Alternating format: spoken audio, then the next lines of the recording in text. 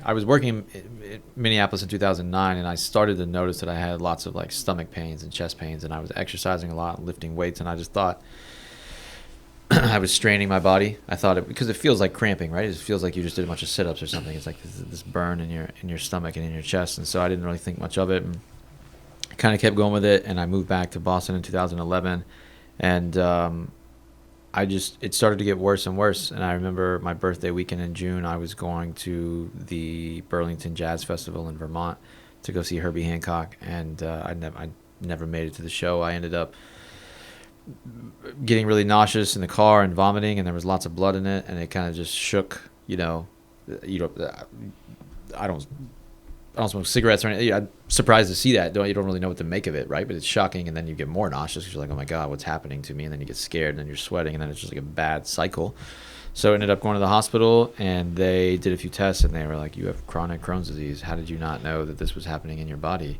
And I explained it to them, and they was like, all right, well, you need to really think about changing your lifestyle. It's like, sure. How do you respond to that? Like, what do you, right? Like, what? I'm a chef. We don't sleep well. Believe it or not, we don't eat well because we're just eating for energy. You're sweating, you're working, and frankly, most of the time you don't want to eat what you're cooking day in and day out.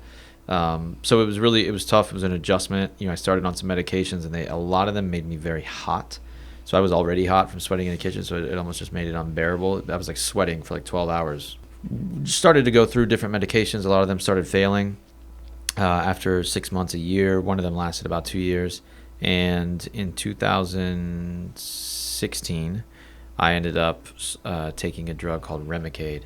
Remicade was the original chemotherapy drug. It didn't have the effect that it was desired when they designed it, but it did help a lot of inflammation in the gastro world, and so gastrointestinal world. So I started taking that, and it was 400 milligrams every 8 weeks. So you go in, they put an IV in your hand, and they just pump you for 3 hours on this stuff, and it's just draining. It's just it literally just makes you kind of melt in your chair. You just want to nap. You don't want to do anything, and that's like a 2-day period, and it was really gross feeling. It was very synthetic and chemically kind of just I didn't enjoy it at all. I mean, it's treatment. It's not really meant to be pleasurable, but I didn't like it at all, nor do I want those things in my blood.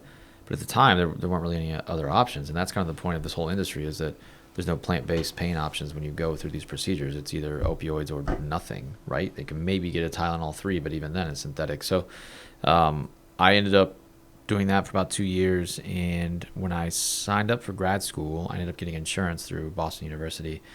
And you have it until I paid for it through December of 18, and I went in for an I ended up graduating early. I took summer classes and graduated early. And fancy pants. And so because I graduated early, the whole paying to December didn't matter because I was no longer in school. So my insurance just cut off on that day. No warning, no notification, no text, no call, no letter, no nothing.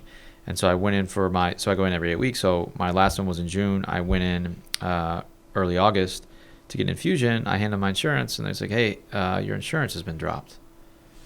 I was like, excuse me? And they're like, yeah, you don't have any health insurance. So I spent 2 days, very unpleasant phone calls and conversations trying to get to the bottom of it. Turns out they were right. I didn't. So I was getting ready to take an international trip and wanted to get things handled prior to going on that. And so I called the hospital and said, hey, so what can I do? What would it cost me out of pocket? What are my options here? What would it cost? And they said $1,800. And I was like, all right, it's expensive, but my health is worth $1,800. I'll sort it out. I'll take this, and in the meantime, I'll have another 8 weeks to plan what my next options are. So I schedule it for the following day. I go in the following day. I have to sign the document that says I agree to pay the $1,800. She hands it to me. It's $18,000. Not Holy 1,800. Smokes, they missed a zero. For 400 milligrams. Oof. This for half of this container in volume. It's really tough, and so I was left with pretty much two options: pay 18 grand or go cold turkey off 400 milligrams of a autoimmune medication, and ended up really focusing on cannabis at that point, looking to what what I could find to control inflammation, what I could find to help with just any kind of symptoms, sleep, anything and everything, getting an appetite in the morning, not feeling nauseous. And I, I'd already been working on Cloud Creamery. I'd already kind of had this in mind, but I think it just catapulted everything at that point. It just said, we have to do it now. You have to go hard right now and go through it. Started going to dispensaries. Didn't find anything I was excited to eat, right? Could make better brownies, better cookies, better chocolate. It was just and it was expensive. And so I tried a few of them, and some of them, the effects were fine, but the food wasn't great. And it was like, well, I'm not really excited to eat this. I'm not excited to eat this. I don't want that many gummy bears. I don't want those things. And I understand the discretion of having a gummy bear and something that doesn't melt, doesn't smell. I get it, but I think there's just such a cultural side of enjoying food that's missing from buying these things from a dispensary. There's no pleasure. Like, you can't take it home and then you're super excited to eat this meal. It's just kind of a quick bite or a quick thing here and there. And so we wanted to get away from that transactional eating and really move into experiential eating, right? Textures, flavors, mediums, different products, using local farmers, using seasonal, anything, getting away from all high fructose, getting away from all these things. And so that kind of needing cannabis for treatment, but merging it into my daily life. I don't think traditionally I'm not a smoker, so and of course I cook for a living, so it just made the most sense to really explore what those options were.